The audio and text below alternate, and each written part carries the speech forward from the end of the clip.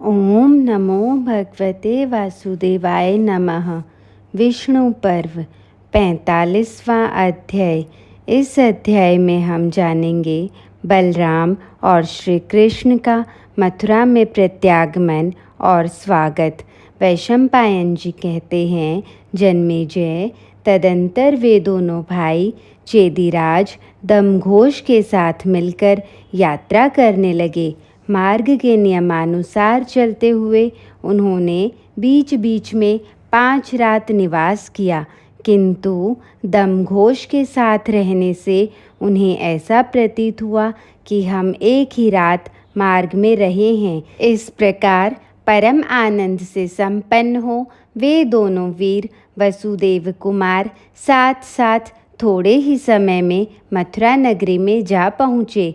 उस समय उग्रसेन आदि सभी यादवों ने सेना सहित आगे आकर प्रसन्न चित्त से उन दोनों यदुनंदन वीरों का स्वागत किया। अनेक प्रकार के शिल्पों द्वारा जीवन निर्वाह करने वाले नाना जाति के शिल्पी, प्रजावर्ग, मंत्री तथा बालकों और वृद्धों सहित सारी मथुरापुरी यथोचित रीति से उनके स्वागत में जुटी थी। आनंदवर्धक मंगलवाद्य बजने लगे। उन दोनों पुरुष प्रवर वीरों की स्तुति होने लगी। सब और की गलियां और सड़कें पताकाओं से अलंकृत हो उत्तम शोभा पाने लगी। उन दोनों भाइयों के आने से इंद्रोत्सव के समान सारी पुरी परम शोभा से संपन्न हो हर्ष से खिल उठी। सर्वत्र आनंद छा गया। सड़कों पर आनंद मग्न हुए गायक यादवों को प्रिय लगने वाली आशीर्वाद युक्त गाथाएं गा रहे थे और सर्वत्र यह घोषणा करते थे कि यादवों विश्व विख्यात वीर दोनों भाई श्री कृष्ण और बलराम अब अपने नगर में आ गए हैं। अतः सब लोग निर्भय होकर सुखपूर्वक क्रीड़ा करो।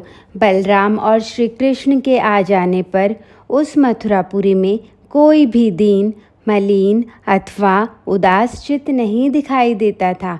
पक्षी सुमधुर बोली बोलते थे।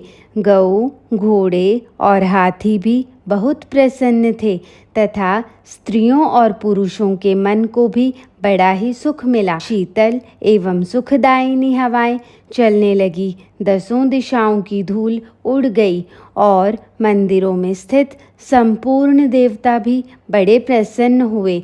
सत्ययुग आने पर इस जगत में जो जो लक्षण एवं वृतांत घटित होते हैं वे सब के सब श्री कृष्ण एवं बलराम के आगमन पर प्रत्यक्ष दिखाई देने लगे। तदंतर मंगलमय पुण्य मुहूर्त में वे दोनों शत्रुमर्दन वीर उस अश्वयुक्त रथ के द्वारा मथुरापुरी में प्रविष्ट हुए। उस रमणीय पुरी में प्रवेश करते समय श्री कृष्ण और बलराम के पीछे समस्त यादव उसी प्रकार चले जैसे देवता इंद्र के पीछे चलते हैं। जैसे चंद्रमा और सूर्य सुमेरु पर्वत की गुफा में प्रवेश करते हों, उसी प्रकार वे दोनों यदुनंदन वीर पिता वसुदेव के घर में प्रविष्ट हुए।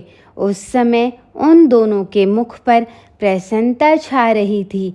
वहाँ अपने घर में आयुधों को रखकर वे दोनों यदुकुल तिलक वसुदेव पुत्र स्व इच्छा अनुसार विचरते हुए आनंदमग्न रहने लगे।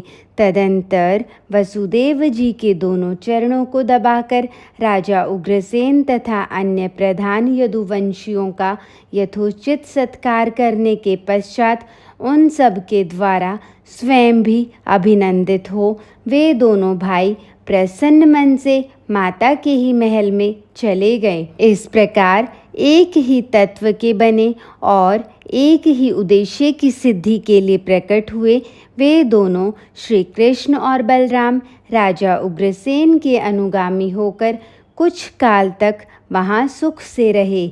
इस प्रकार श्री महाभारत के खिलभाग हरिवंश के अंतर्गत विष्णु पर्व में बलराम और श्री कृष्ण का मथुरा में प्रत्यागमन विषयक 45वां अध्याय पूरा हुआ। जय श्री कृष्ण।